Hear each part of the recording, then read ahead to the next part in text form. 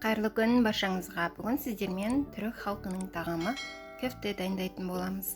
Ең алдымен бізге осындай 400 грамм сиыр етінің фаршы қажет болады. Және бір бас пияз қажет болады. Оны ұсақтап турап аламыз.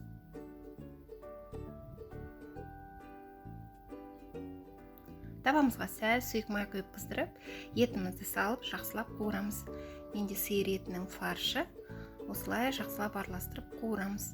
Бір шай қасық тұз қосамыз. Сәл және тағы да араластырып қуырамыз. Қуырылған соң пиязымызды салып араластырамыз. Кішкене 5 минуттай қуырылған соң қара бұрыш, ұсақталған зыра және кориандр қосып, және тағы да араластырамыз.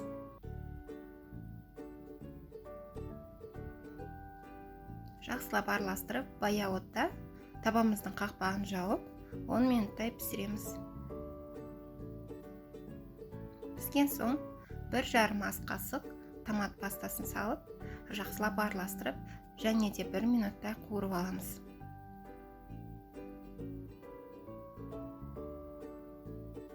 Фаршымыз дайын болды. Енді бізге осындай ұсақталған бұлғыр қажет болады. Осындай жайпақ ыдысымызға 2 шыны бұлғырды және толмаған 1 шыны манная крупамызды қосып саламыз. Осылай сәл араластырып аламыз. 2 кесе жылы су құямыз.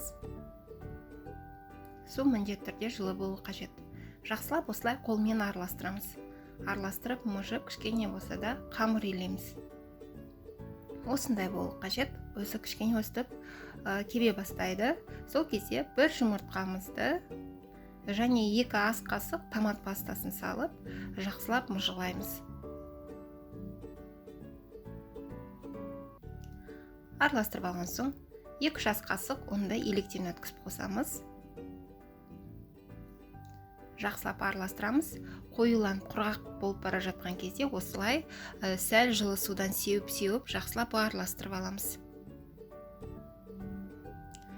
Дайын болды. Енді қолымызды сулап, осылай мұжып, құрт сияқты бас бармағымызды осылай ішіне кіргізіп, шұңғылдап, шұңғыл тесік жасаймыз. Оған фаршымызды салып, екінші жағын осылай мұжып, осындай дөңгелек қылып дайындап аламыз. Дөңгелек емес, сопақша қылып дайындап алатын боламыз. Қалғандарында дәл осылай істейміз. Осындай бұлғырдан әрқайсына менде 30 грамм кетті. Сіздерде осылай өлшесеңіздер болады. Жақсылап осылай ортасын бас бармақпен шұңғыл қылып тесіп, ішіне фаршымызды саламыз. Міндетті түрде бас бармақтарыңызды сулап, қолдарыңызды арасында сулап отырсаңыздар, оңай жабысып, оңай жасалынатын болады. Қалғандарында дәл осылай видеодағыдай жасап дайындап аламыз.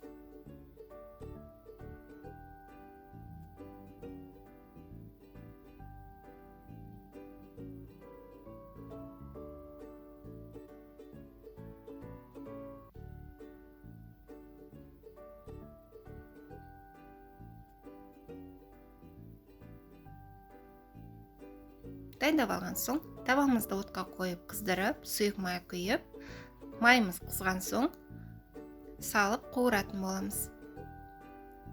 Қатты отта және қатты баяу отта болмау керек, орташа отта осылай 2 жағын аударып отырып қуырып аламыз. Қуырғанымызды бірден майдан алып, сорғытып аламыз. Қалғандарында дәл видеодағыдай салып қуырамыз. Осыдан менде 25 дана көфте шықты. Сәл кішірек дайындасаңыздар, одан көбірек шығады. Дайындап көруге кеңес беремін. Сіздердің жанұяларыңызға міндетті түрде ұнайтын болады. Өте дәмді, өте керемет болып шығады. Менің арнамда бұдан да басқа әдемі дәмді рецепттер бар. Өтіп көріп көрсеңіздер болады.